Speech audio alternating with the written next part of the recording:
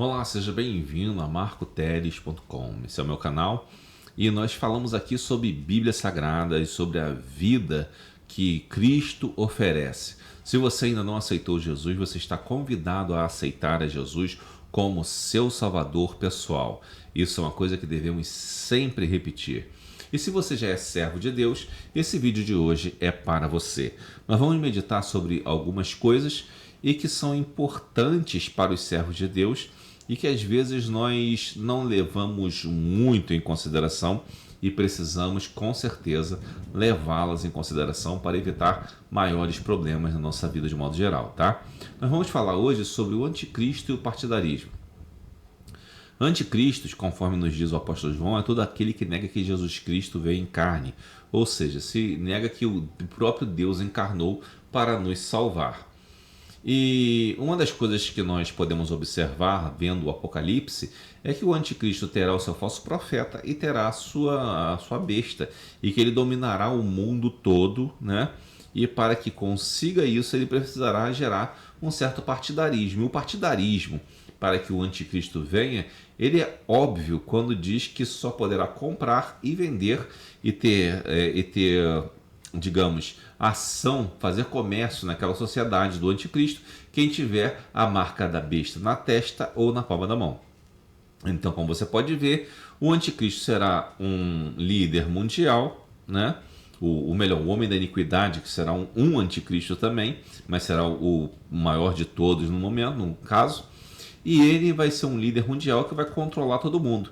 E para isso, ele precisa gerar partidarismo.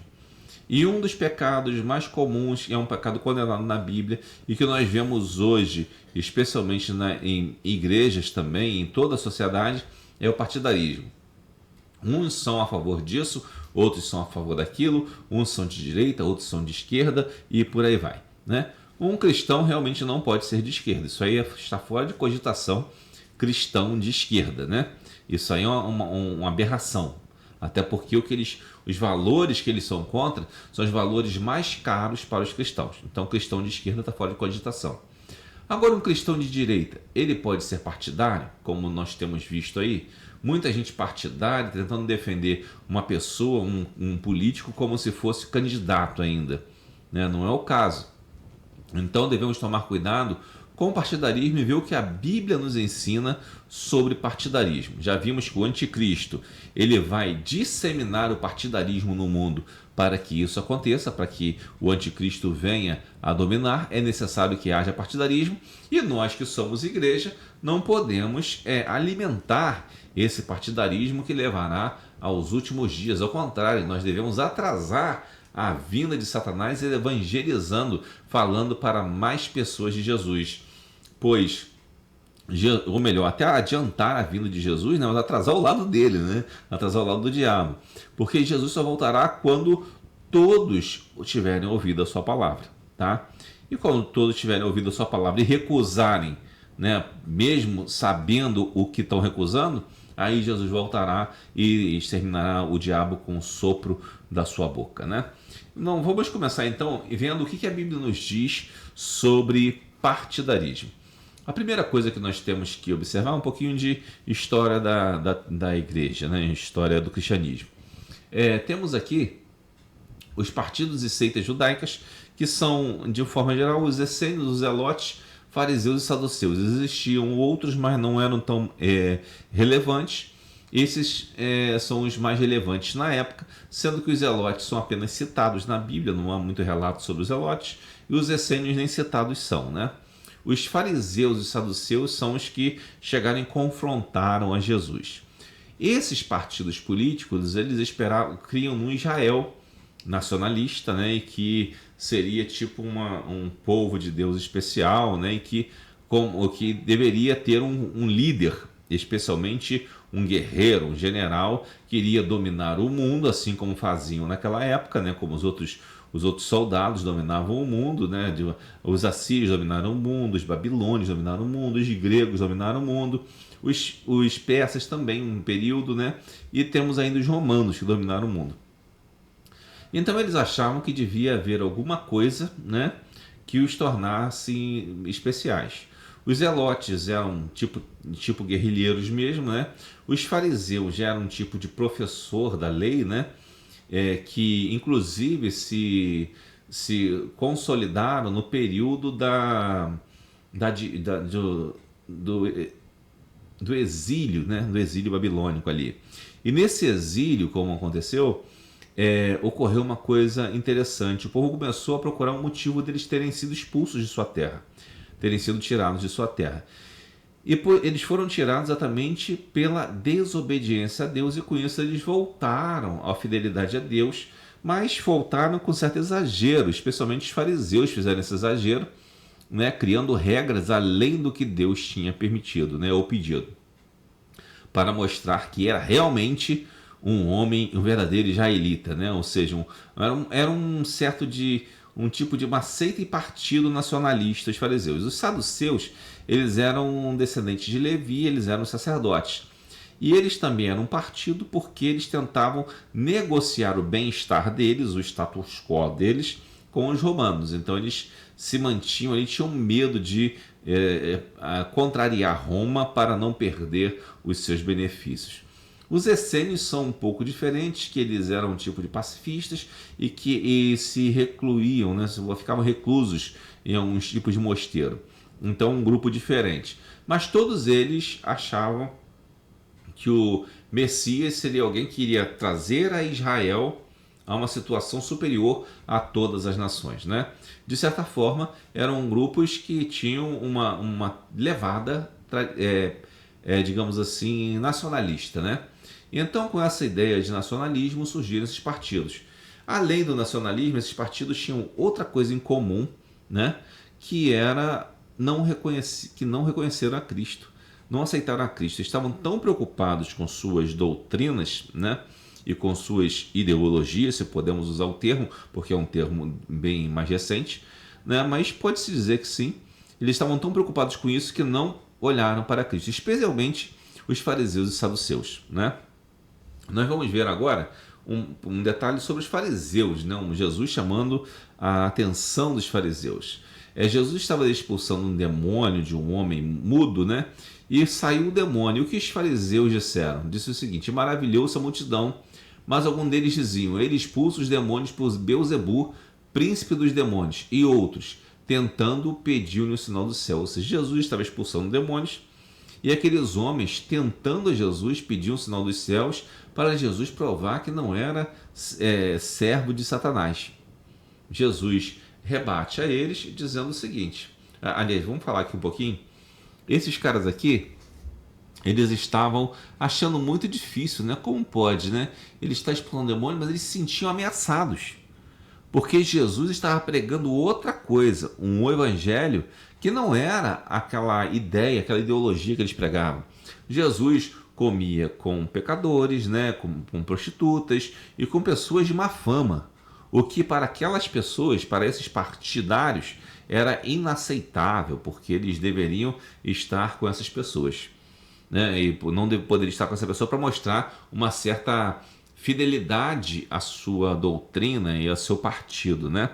Alguém pode dizer, mas hoje o outro partido tem um partido que as pessoas que não discrimina as pessoas. Não que não discrimina. Na verdade, eles só criaram uma outra elite com a qual eles se identificam e na qual se justificam. São tão fariseus quanto os outros. Quando você vê um marxista, por exemplo, dizer que defende minorias e tal, não, ele está só posando para foto, né? Então não acredite nisso, né? E era exatamente como esses fariseus. Eles, se estivessem dentro da doutrina deles, seguindo o que eles achavam, o que eles diziam, era bem quisto. Senão, seria chamado de Beelzebu, mesmo que fosse o próprio Cristo, né? E eles queriam o Messias político, um general. E Jesus, conhecendo os pensamentos deles, falou: todo reino dividido contra si mesmo será assolado, e a casa dividida contra si mesma cairá. Né? O que nos disse Jesus lá em Lucas 11, 17, 27 e 30. E ele continua explicando isso, e no meio dessa explicação, né, Jesus estava dizendo que realmente não pode, o diabo não pode ser contra ele mesmo, né? Não faz sentido, né? E uma mulher gritou o seguinte, no meio da multidão: bem-aventurado o ventre que te trouxe e os peitos em que mamaste. ou seja, está elogiando o nascimento de Jesus. É um verdadeiro israelita, né? Um israelita abençoado. Mas Jesus repete para ela uma coisa que deixou aqueles partidários do nacionalismo farisaico muito irados, né? Jesus disse: antes, bem-aventurados os que ouvem a palavra de Deus e aguardam. É estranho que Jesus aqui ele está, na verdade, dizendo que não é grandes coisas ser filho de Maria, né? Não é grandes coisa. O importante é guardar a palavra de Deus e ouvi-la e entendê-la. Isso que era o mais importante. Isso pode até contrariar algumas pessoas, né? Pensando que Maria fosse quase que uma quarta pessoa da Trindade, quando na verdade não é. Não é? Jesus está dizendo que Maria foi uma serva de Deus, sim, abençoada, sim, que é um exemplo para todos nós, né? E que deve ser respeitada, assim, a memória dela, no caso, né? Não ela mesma, porque ela está no céu, não tem nenhum contato com a gente, é como ela faleceu e foi para o céu, como todo cristão vai, não tem nenhum lugarzinho especial para Maria, né? É tudo igual. Então ele está dizendo aqui, e Jesus deixa isso claro, né? Que ele não é bem-aventurado porque nasceu de Maria. Ele é bem-aventurado porque prega a palavra de Deus e porque ele é o próprio Deus, é ele mesmo, né? E que aqueles que servem a Cristo, que encontram a palavra de Deus, vão ser bem-aventurados. E isso aí contraria o partidarismo farisaico, porque eles acreditavam que para ser abençoado tinha que ser judeu. E o judeu ele teria o Messias, ele teria um futuro glorioso. Então isso aqui contrariava as ideias dos fariseus. Então, com isso, Jesus diz ainda mais para os fariseus: maligna é esta geração, ela pede um sinal e não lhe será dado outro sinal. A geração maligna eram os partidários farisaicos, né? Aqueles que tinham partidos, que seguiam ideologias dos partidos e as ordens dos partidos, né? Que faziam tudo que o partido faz. Hoje em dia, grupos partidários resolvem fazer uma manifestação, aí vai todo mundo para todo mundo não, alguns, né? Vão para essas manifestações, não, vão lá obedecer o nosso líder do partido, né? Do partidarismo que a pessoa segue. Devemos tomar cuidado com isso. Às vezes estamos perdendo muito tempo em manifestações e gastando menos tempo na verdadeira palavra de Deus, que é o que interessa, o que vai salvar o homem e o que vai salvar as pessoas do inferno e que vai evitar que o anticristo prevaleça. Não adianta você fazer passeata, defender candidato A ou B, né, ou presidente, ou governador, ou prefeito A ou B, como se isso fosse salvar a humanidade. Não vai não. Tá? O que vai salvar a humanidade é a fé em Jesus. O partidarismo, como se fosse uma bandeira de salvação, ela acaba levando as pessoas mais para o inferno. E como eu te falei no início, o anticristo quer o partidarismo. E quanto mais partidarismo, melhor. Se tiver partidarismo de esquerda e de direita, que bom para o anticristo, é isso que ele quer, né? E se tiver do meio, para todos os lados, quanto mais partidarismo, melhor para o anticristo, porque vai chegar o momento em que ele vai ser eleito por esses partidários, né, digamos assim, né? Então você deve tomar muito cuidado com isso. Outra coisa que Jesus diz aqui, que mostra também esse partidarismo nacionalista dos fariseus, é que ele disse que eles pediam um sinal, né, para Jesus, mostrar um sinal dos céus, e Jesus disse: o único sinal que vocês vão ter é de Jonas, do profeta Jonas. E por que ele disse o sinal dos profetas Jonas? Porque aqueles fariseus, eles eram muito nacionalistas, né? E eles achavam que os judeus, só os judeus teriam direito ao céu, a estar com Deus, né? Mas o que ele está dizendo aqui é que o que aconteceria com eles é o que aconteceu com Jonas. Jonas foi convocado por Deus para pregar o evangelho a seus inimigos em Nínive. Aquele povo tinha feito muito mal ao povo de Israel. E Jonas não queria pregar, porque ele sabia que Deus era bom, misericordioso e que iria perdoar aquelas pessoas se elas se arrependessem. Então Jonas tentou fugir da pregação e conhecemos a história, que ele pegou um barco, foi lançado no mar, foi engolido por um peixe, depois lançado na praia e se arrependeu e foi pregar aquelas pessoas. Mas ainda assim, no final do livro, Jonas está chorando por uma boboreira e não estava preocupado com aquelas pessoas. Por quê? Partidarismo, né? Não que Jonas, aí no caso, fosse partidário, mas ele tinha o mesmo sentimento nacionalista que aquelas pessoas. Ou seja, o nacionalismo ele é bom por um lado, mas numa medida, mas demais ele estraga. E os fariseus nos dão exemplo disso. Não seja um fariseu no seu nacionalismo a tal ponto de não conseguir ver erros, inclusive daqueles em quem você votou, em quem você até depositou sua confiança. As pessoas erram e esses erros devem ser mostrados, porque quem não mostra erro é bajulador ou partidário. O partidário também é um bajulador. Ele bajula porque ele gosta daquela situação. Ele se sente bem em fazer parte de um grupo. Algumas pessoas não precisam nem receber nada para serem partidárias. Basta se sentirem parte, ter um sentimento de pertencimento de alguma coisa, e isso faz elas se sentirem bem e estarem fazendo determinado tipo de coisa. Bom, outro exemplo que eu quero dar para você era a Galileia, né? Jesus era galileu, especificamente de Nazaré, né? Podemos dizer que Jesus era de Belém, de fato, né? Mas sua vida, sua infância foi mais em Nazaré. Sua infância e juventude foi em Nazaré. E a Galiléia era um lugar onde tinha muita recepção aos romanos, né? Um lugar mais pobre e recebia bem os romanos. Existiam até 10 cidades dos romanos, na Decápolis e tal, né? E que eram muito criticadas pelos fariseus. Inclusive Jesus fala disso, né? Que eles criticavam as Decápolis e tal, e que de repente haveria menos severidade com essas cidades do que com a própria Jerusalém, né? É interessante que Jesus, sendo da Galiléia, ele também recrutou seus primeiros discípulos na Galiléia. E enquanto ele estava recrutando esses discípulos, ele encontrou a Filipe e disse-lhe: segue-me. E Filipe era de Betsaida, cidade de André e de Pedro. Estou olhando primeiro, João 1, 4, 43 a 46. E Filipe achou Natanael e disse-lhe: havemos achado aquele de quem Moisés escreveu na lei e os profetas, é Jesus de Nazaré, filho de José. Aí Natanael diz uma coisa interessante: pode vir alguma coisa boa de Nazaré? Disse-lhe Filipe: vem e vê. Ou seja, Natanael ficou estranho assim: não pode vir alguma coisa boa de Nazaré? Poderia se considerar isso até um argumento preconceituoso. Será que Natanael foi preconceituoso aqui quando ele usou esses termos? Porque Nazaré era um lugar meio que desprezado, não era um lugar muito querido pelos judeus de modo geral, mas era um lugar desprezado. E Natanael diz isso: pode vir alguma coisa boa de Nazaré? Vamos ver o que Jesus diz para Natanael, que aí nós vamos entender o que Natanael quis dizer de fato, pois Jesus vê o coração e consegue entender isso. Jesus viu a Natanael, então 1 João 1, 47 e 51.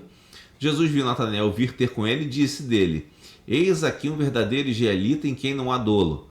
Ora, como Jesus disse que não havia dolo em Natanael, se Natanael aparentemente tinha criticado Nazaré de uma forma preconceituosa? Será que foi isso mesmo? Ele disse-lhe Natanael: de onde me conheces tu? Como você sabe que não tem dolo em mim? Ou seja, preconceito, né? Essas coisas. Um preconceito infundado, obviamente. Jesus respondeu e disse-lhe: antes que Filipe te chamasse, te vi eu, estando tu debaixo da figueira. Natanael respondeu e disse-lhe: Rabi, tu és o Filho de Deus, tu és o Rei de Israel. É importante observar que Natanael estava debaixo da figueira. E essa citação da figueira ela não foi por acaso, né? A figueira ela representava o povo de Israel. Como você pode ver em outra passagem dos evangelhos, Jesus faz secar uma figueira. E lembra que aquilo ali assim seria como um povo de Israel, né? Que secaria e seria dado a outro o seu galardão, né? Que seriam os gentios, né? Os povos não judeus. E é interessante que o que indica aqui é que Natanael estava meditando exatamente na natureza de Israel, o povo de Israel como o povo de Deus. Será que o povo de Israel, que tinha passado por todos aqueles problemas, servido aos gregos, aos romanos, aos assírios, não sei, foi 400 anos escravo no Egito, tudo isso, o povo de Israel ainda não tinha dado jeito, não tinha vindo o Messias? Como é que pode? Será que nós somos tão melhores que os outros assim? Talvez ele tivesse perguntado.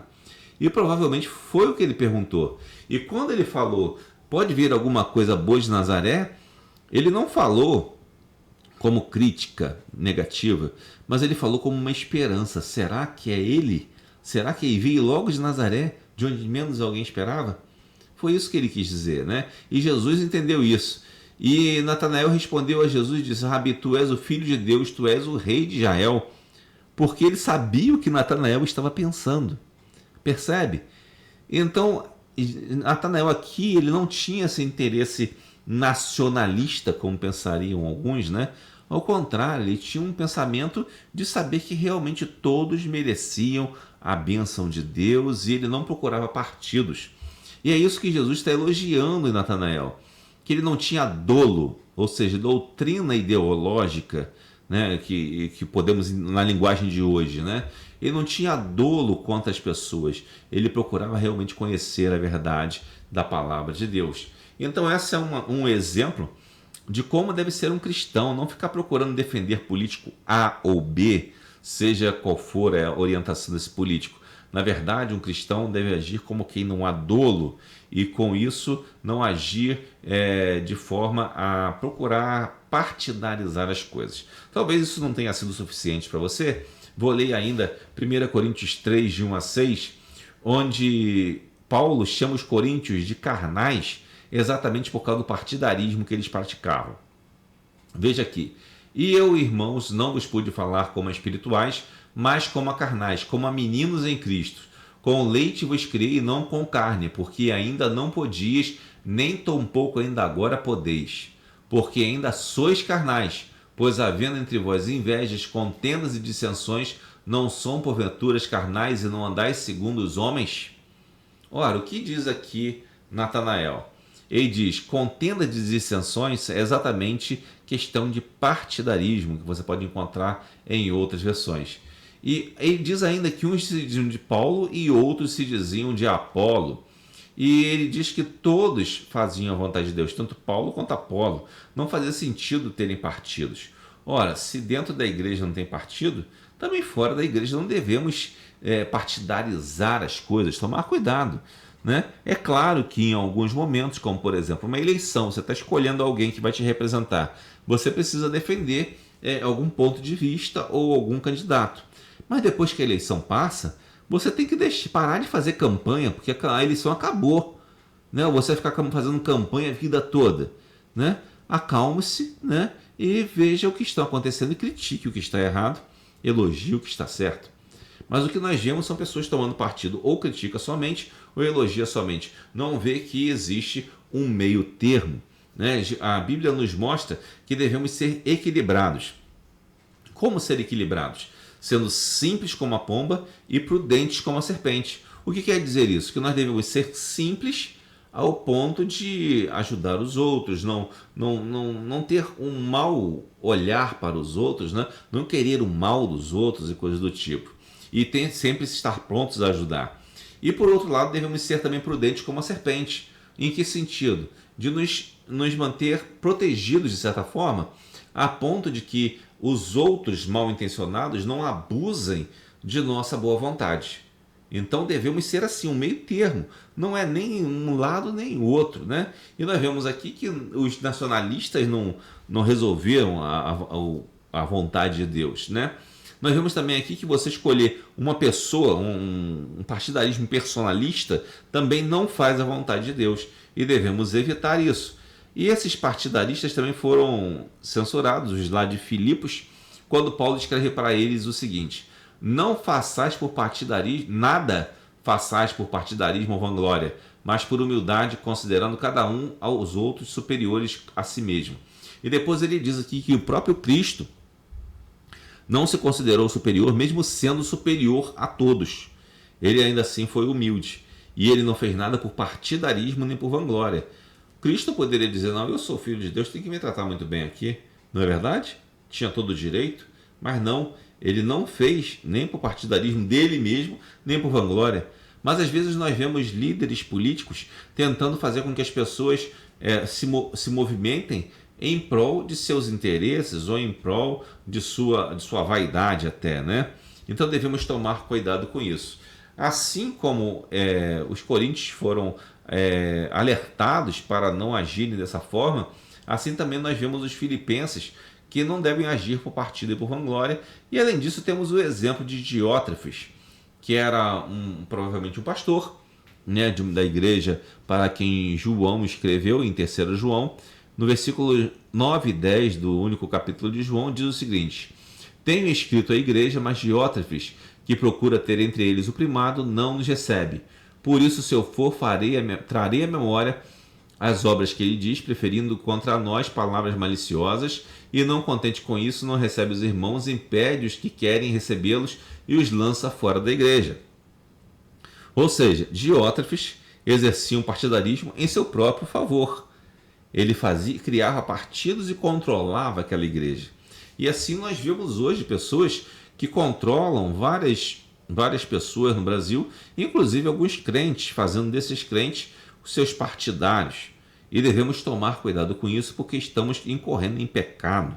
Assim como Diótrefes estava procurando primado, às vezes temos políticos ou até alguns pastores procurando primado também, ou seja, ser superior aos outros, e estar sempre sendo elogiado pelos outros, concordarem com tudo que ele quer e fazerem sempre a sua vontade. Devemos tomar muito cuidado com isso. Ou seja, devemos ser simples como as pombas e prudentes como as serpentes. Devemos evitar a todo custo o partidarismo desnecessário em momento que não se deveria ser partidário, mas deveria-se sim avaliar exatamente como a pomba e a serpente, com esse mesmo procedimento, avaliando o que está certo e o que está errado, evitando que a nossa inocência faça com que a gente caia nas lábias e nos, digamos assim, manipulações políticas de outros, né? Seja de quem for, de direita ou de esquerda. A da esquerda eu nem falo, porque a esquerda, um cristão verdadeiro não pode ser esquerdista, né? Não faz o menor sentido. Antigamente a gente não tinha muita noção, depois das coisas que foram feitas, a gente conheceu bem a esquerda, e um cristão que se diga de esquerda ou não entendeu nada ainda e tem muita dificuldade, ou então não é cristão de fato, né? Então, esquerda nem esquento, não estou nem falando disso. Estou pensando em você que é um cristão e de repente tenta fazer todo tipo de coisa simplesmente por ser, sei lá, de direita e achar que está tudo bem e que você pode tomar partido, tem que ser 100% fechado com um, 100% fechado com outro, para você ser uma pessoa realmente cristã, quando não é nada disso. Temos que ser aquilo que talvez chamem de isentão, né? Mas não é bem isentão, é neutro mesmo. Está sempre pregando a palavra. E na verdade não é nem neutro, né? Porque quando você prega a palavra, em estar a tempo e fora de tempo, a última coisa que você vai ser é neutro.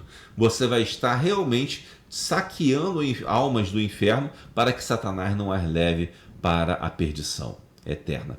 Que Deus nos abençoe. Pense nisso. Será que você tem sido partidário demais e de repente perdido um tempo valioso na sua vida que poderia estar de repente resgatando almas do inferno? Essa é a nossa mensagem de hoje.